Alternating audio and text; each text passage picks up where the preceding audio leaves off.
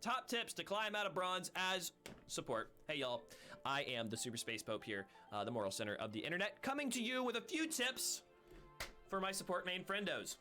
Recently, we've been grinding through rank here in Season 12 with the goal of reaching Diamond as a support in solo queue exclusively. So no duo queues, nothing like that. The journey started in Iron 1, and we've since passed through the upper echelons of Bronze, and we are now in low silver, just kind of cruising through. As simple as it sounds, it's taken me over 70 games with a greater than 55% win rate. And, you know, I've been learning what it takes to win and lose these games in bronze, and I want to share what I've learned through this little process. So it's my top tips for climbing through Bronze ELO as a support, especially for like enchanter supports. This is kind of useful stuff because people always tell me, you can't climb in with enchanters, and it's so hard to climb with supports in low elo. And to be honest, it's not wrong. It is kind of weird and a little bit difficult because there's a lot more randomness. So with that said, the tip number one is to minimize your variables. Make sure your learning environment is conducive or conducive to your goals. League of Legends is possibly one of the most difficult games to master and learn, and probably one of the biggest reasons, at least for supports, is the variability between games. More than 150 champions, tons of builds, lanes, and matchups to consider. League gives us lots of options, and often that is just an overwhelming dearth of information flying to us at all times. Since we know our goal is to climb, or at least to win games, it's important to be in the proper frame of reference to learn and contextualize your info. So the first and potentially most important tip for bronze players is to minimize variables in-game in as many ways as you can.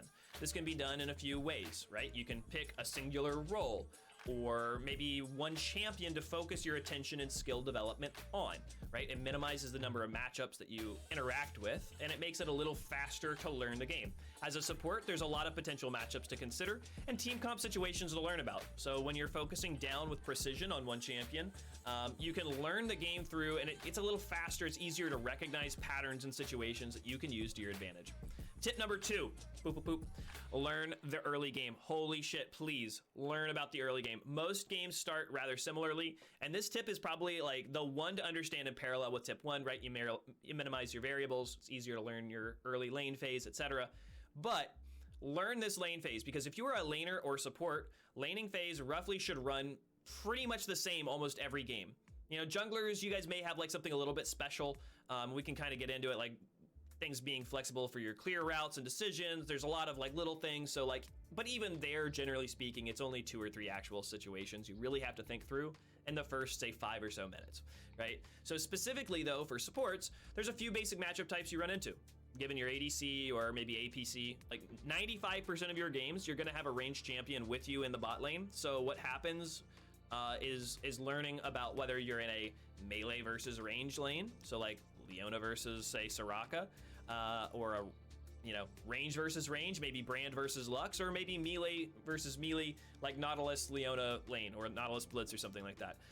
Essentially, those are all of the potential matchups you can run into. So range versus range versus melee, melee versus melee. Learning how your champion works and how your lane should play out helps you to manage your positioning and expectations throughout the lane phase. Quick example is laning versus Leona, or really any melee engage. As a ranged champion, you should be ahead in lane priority early when played correctly, right? So like we think about it, if you got range, Leona's basically a stun bot at level 1, so that she shouldn't be able to contest the wave. And if she can't contest the wave, then you should be able to push it or control it to whatever, you know, thing you're trying to do. As the Leona, you should know that biding your time for level 2 or 3 is really your win condition. You know, you're waiting. You want to keep your health high. You want to wait, keep above 80% HP, and look for that one perfect play, and engage and blow them up, and then start snowballing the game. Knowing what to expect helps you to get ahead consistently, and that's again really what we're looking at. Is when you're in low elo and you're maybe a hard stuck account like this account is, you're gonna have to play a lot of games, which means playing a lot of games consistently to really get through all of the randomness and difficulties of low elo. Right, so tip number 3, managing personal expectations. So this comes back to you as a person or as a player. I know I'm not the first one to say this, but you can't win 100% of your games, right? If you are very good, like, I mean, like super good, like so good that honestly you shouldn't be watching this video, I don't know what you're doing here, that this doesn't apply to you, right? Like, you could probably already win 70 to plus% of your games, right? If you're like me and you're looking to improve from your game and, you know, like by learning fundamentals and understanding what's going on, a 55% win rate is a sign that you're heading in the right direction. From what I've experienced this season, and again, this guide is mostly geared towards support, about 30% of your games are going to be won by other lanes or players, and you just can kind of like hop on their back and just get the freelo, enjoy it, right? Likewise, about 30% of your games are going to be thrown outside of your control. It could be griefers on your team, or just people just not understanding what's going on, AFKs, massive skill gaps. There's a lot of different things that can play out in the game. So about 30% of your games are thrown out the window. So you throw 30% are guaranteed wins, 30% are pretty much guaranteed losses, right? We have to think about managing our expectations, knowing that about 60% of our games are kind of already mostly decided. We're just kind of along for the ride.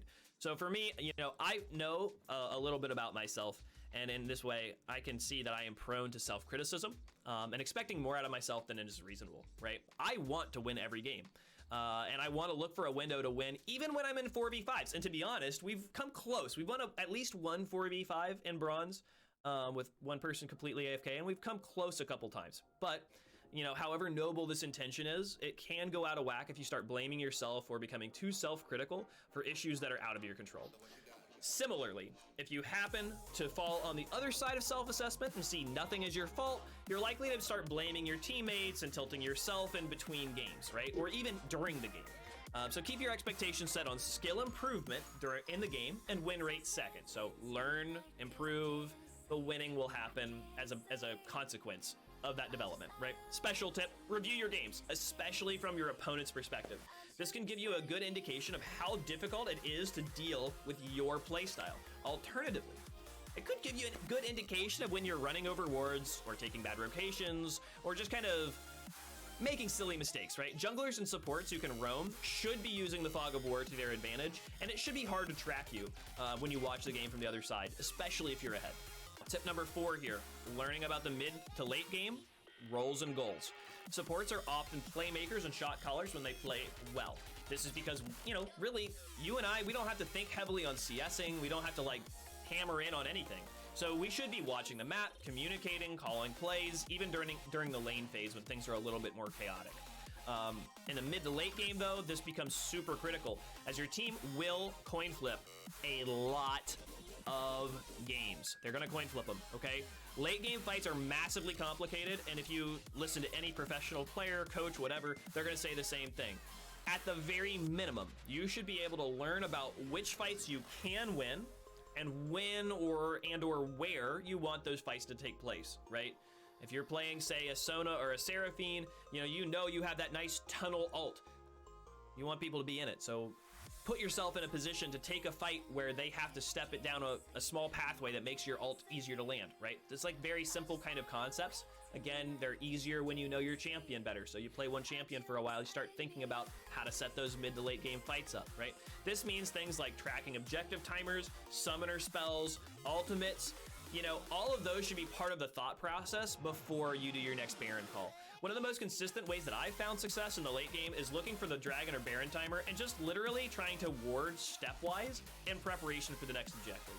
So this means I'm ideally able to get slightly deep wards, kind of like on the opponent's side of the jungle or on the opponent's side of the objective. At the very bare minimum, we want those down between about 45 seconds to a minute before the fight.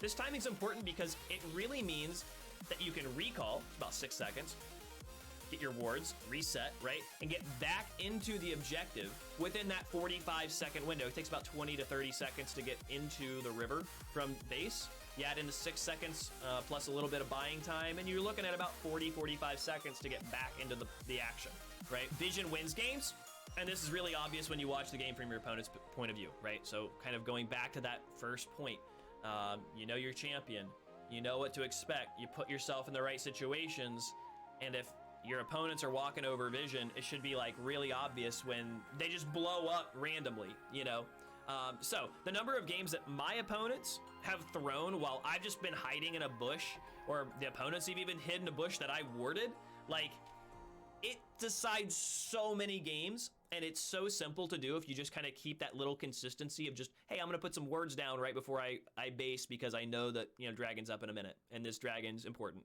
whatever, right? Beyond vision though, keeping in mind where people should be and capitalizing on it.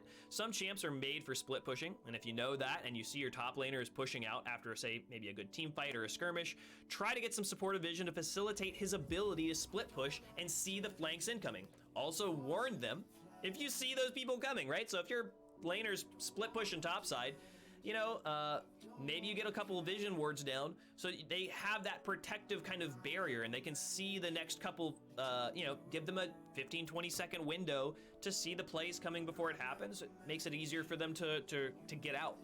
Because, you know, again, as you're CSing, you're often kind of tunnel visioned a little bit, right? Now, tip number 5, and, you know, for some of us here, this may be more important than for others, but tilt. Don't do it. Just literally, just don't do that. Recognize the signs of emotional decision making. This is gonna be a super consistent and important thing, regardless of low elo. But I think low elo, because of its extra special randomness, is a little bit more important sometimes. You're gonna run into angry team members. Don't let their mental affect your decisions, right? Keeping your mind focused on future plays and actions is your goal. Arguing over the jungler's dive and die under turret when you had no prio in lane is not gonna help you win. Literally in 0 of my games have I found arguing in chat to be useful. Like, it's never happened. It just doesn't. You can't argue with them. Remember, we want to minimize variability in games. Your mental focus is one of those variables, but it is in your power to control it.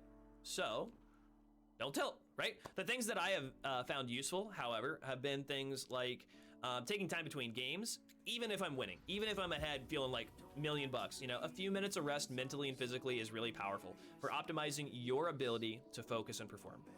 I like to review my lane phase, or at least like maybe particularly egregious deaths, to see how or why I was making the mistakes. And I can do that between games. This takes maybe like, between most games, I'm like looking at 3 to 10 minutes, depending on how much detail I really want to like go into the game. And if you feel like maybe bad from a game, you know, that you just get a bad feeling, that vibe, you see people typing some weird shit, maybe you can't dodge yet or don't want to, mute all. Use the mute function. I'm not the first person to say it, but I find that in about like maybe 20% of my games, like 1 out of every 5 games, I'm gonna at least mute one person. 1 in 5 games, I at least mute one teammate. So, you know, just kind of keep that expectation. Develop your own sense of inner peace. This might sound a little bit silly, but really, if you don't know what your trigger signs or your signs of emotional stress are, it can be kind of easy to tilt away a game that otherwise should have been or would have been winnable. Signs of stress in game can be things like a rapid heart rate, shaky hands, mental fog, you know, something kind of along those lines. We all need to remember that our mental state is also physical, so look for signs, physical signs of tilt. You can stop playing for a little while after they happen and just kind of take your time to reassess until you feel mentally and physically prepared, right? Nothing tanks a good win rate like rage queuing after a particularly bad game and still stewing about it in the pregame lobby next game.